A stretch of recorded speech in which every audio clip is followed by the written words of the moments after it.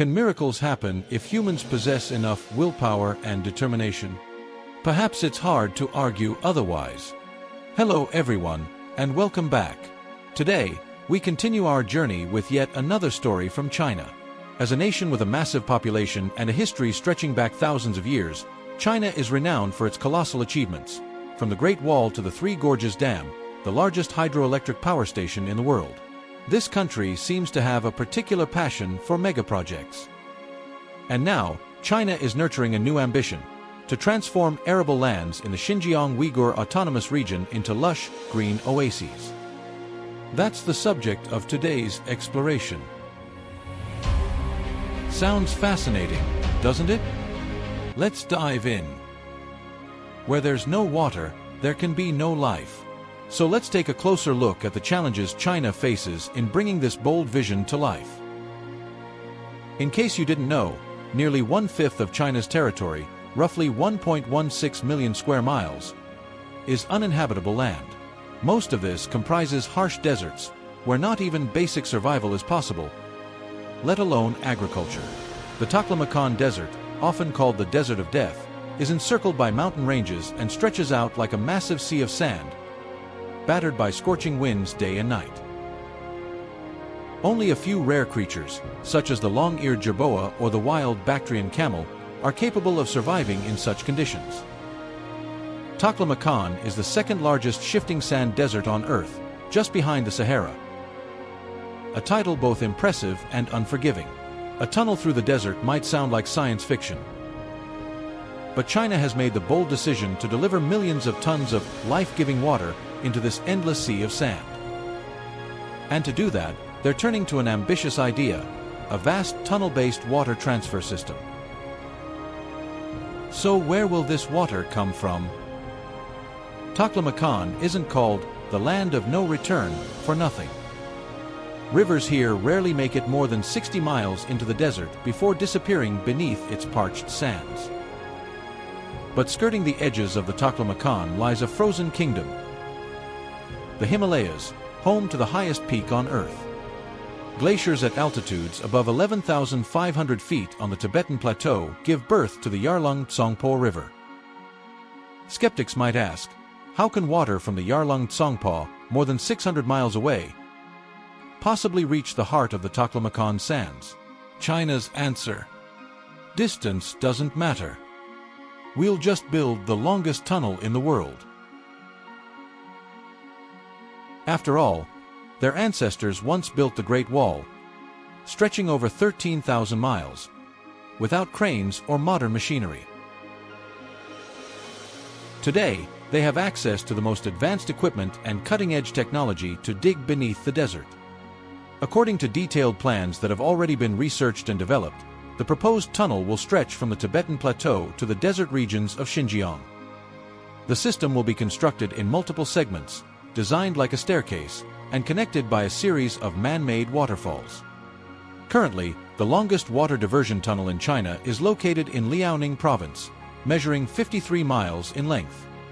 The world's longest such tunnel runs beneath New York City, spanning approximately 85 miles. To prepare for digging a massive 620-mile tunnel, China has first laid out plans to test the concept by constructing a 373-mile-long railway tunnel. This ultra-long excavation project is already underway in Yunnan Province.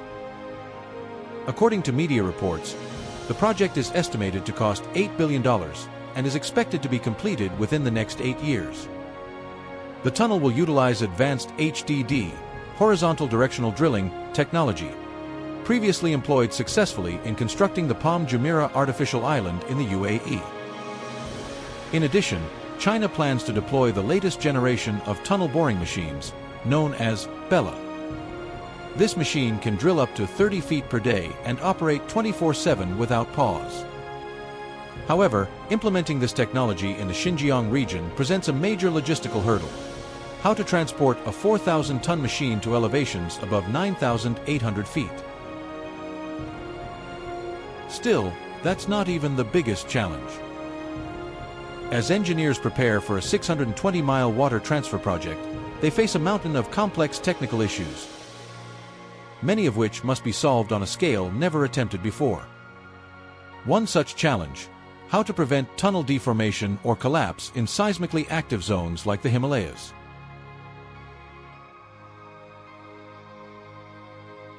The current engineering solution is to use high-strength materials to connect concrete segments in fault-prone areas, similar to the way subway train cars are linked together. But even if millions of tons of water are successfully brought into the desert, a critical question remains: how will the water be used, and where? On that front, it seems China already has a plan. Seafood in the heart of the desert. Have you ever imagined farming marine fish thousands of miles from the nearest ocean? That's precisely what Chinese scientists are working on in Xinjiang, the most landlocked region on Earth. They're developing inland marine aquaculture, raising sea life right in the heart of the continent. The strategy: a unique mix of local trace elements from rivers and lakes, combined with probiotics. As a result, in the lakes and rivers of China's eastern Himalayan region, at elevations around 9,800 feet above sea level, farming of groupers, shrimp, rainbow trout, and brown trout has been successfully underway for over 13 years. Meltwater treated with specialized additives has proven to be an ideal environment for these marine species. Even more astonishing, salmon, one of the most environmentally demanding species, have been successfully farmed on the edges of the Taklamakan Desert. Thanks to the direct flow of clean glacier meltwater, year-round water temperatures stabilized around 54 degrees Fahrenheit, and specially designed enclosures that fully protect against predators. The conditions here are considered nearly perfect for salmon. With the application of modern aquaculture and processing technologies, salmon output reached 7,000 tons in 2024. And it's not just salmon. Sea crab farming has also flourished in the region, with the main aquaculture center located in He County, Xinjiang Uyghur Autonomous Region. According to researchers, when the right amount of salt is combined with advanced farming methods, crab development can be significantly accelerated. A company representative reported that roughly 30,000 tons of juvenile crabs were transported from Shuiqing to He County, and within just 4 months, they have become a flagship aquaculture product, generating substantial revenue for the business. But one bold Chinese entrepreneur decided to go even further. He built a seafood farm in the very heart of the Taklamakan Desert, in Chemu County, part of the Xinjiang Uyghur Autonomous Region. Under the scorching sun, where not a single plant could survive, a seemingly impossible aquaculture facility sprang to life. The first batch introduced to the farm included 100,000 fingerlings of high-value, premium marine species such as mullet, silver pomfret, and golden snapper. Market research has shown that demand for high-quality fish is rising rapidly. However, what matters most is this: the desert actually offers uniquely favorable conditions for farming certain types of marine life. The key lies in its abundant sunlight and dramatic temperature swings between day and night. The success of this project stems from a perfect combination of exceptional management, distinct climatic conditions, uniquely treated water sources, and specialized aquaculture technologies. At present, the facility includes 3 aquaculture ponds along with an on-site seafood processing plant. The company's founder is also planning to expand into pearl oyster farming, having already released around 2 million juvenile oysters into the ponds. For thousands of years, rice has been a staple in Chinese agriculture. Even today, roughly 65% of the population relies on it as a primary food source. China accounts for about 30% of the world's rice production and consumption. As we know, growing rice requires massive amounts of water, with paddies usually maintained at a depth of around 6 inches. Given that, it's easy to see why, for millennia, almost no one in China ever imagined cultivating rice in the desert. But as the old saying goes, everything has its time, and necessity is the mother of invention. While most rice varieties today can't survive in high salinity, alkaline environments, between 1986 and 1991, a Chinese scientist succeeded in developing a strain that could. He trained the rice plants to adapt to seawater conditions from the seedling stage. This special variety, named Haida 86, can tolerate salt concentrations 3 times higher than that of conventional rice. Not only does Haida 86 thrive in arid, salt-alkaline soils, it also helps rehabilitate the land and shows strong resistance to natural disasters like floods, pests, and common diseases.